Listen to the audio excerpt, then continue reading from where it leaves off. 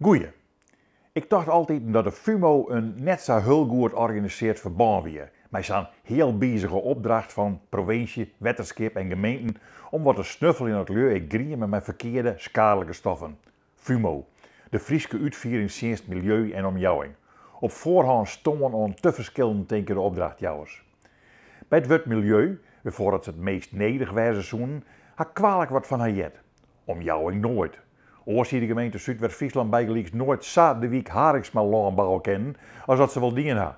Want een gemeente die het wat dwaas wil, verrekent het FUMO zulke soort dingen net, want dan zou het best elkaar willen kennen, wil ze er zelfs in zitten.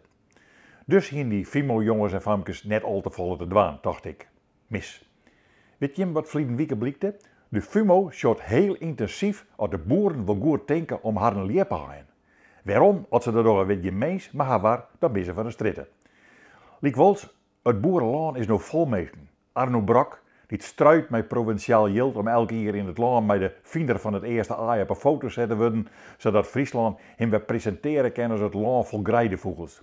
En al die wargemasters en al die communicatieadviseurs en nog wat oude BFW-bestuurders.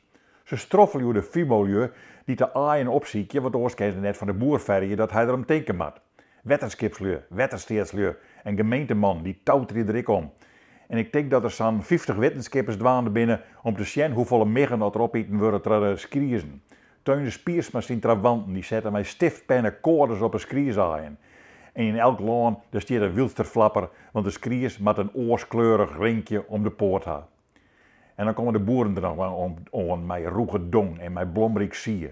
De natuurorganisatie, die rennen erin om al die lui uit het land te krijgen en te vergen op haar auswijs. En te delen, de rieke landkepers die het roen laat worden door haar veldmeesken, die hadden het nog niet eens. Onder dik, efter de hikken, staan de nijzwagers, de oude ijsziekers en skriezenhoeders, de echte veldmeesken. Ze bloeien maar steen, want ze zorgen tussen al die lui in het land, dat is geen enkel liep of skriers meer.